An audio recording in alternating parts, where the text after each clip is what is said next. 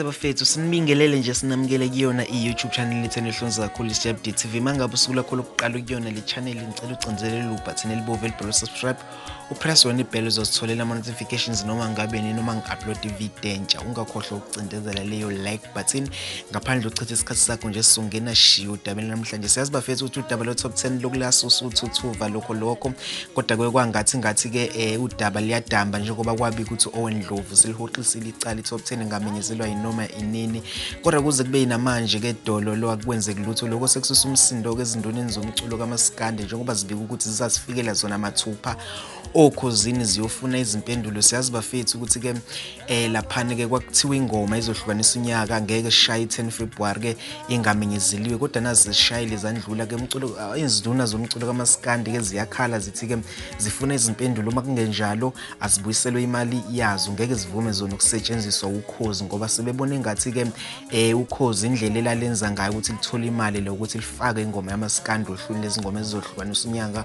ngoba bazi ukuthi amabhinqa vele azovota futhi avotisise. Zithi izinduna ke zizathelekela zona ukhosini uma ukuthi ukhozi alizilethi izimpendulo. Bafethu siyazi ukuthi ke kufunze ngabe i-top 10 isimenyezeliwe, kodwa sazi ukuthi manje isibanjezelwe yini, asazi ukuthi ke ngabe kuyogcina kwenzakalani, kodwa sifisa ukwazi. Mangabe unombono ikhona i-comment section lapha ngenzathi ungafika ushiye khona. Umehlelo phambili sithinta udaba lesilomo somculo kaMaskandi uKhuzani Mpungose ke omemezela ukuthi ke igcwalisa kulonyaka izofudukela eGoli lapha niyogcwalisa i-Orlando Stadium.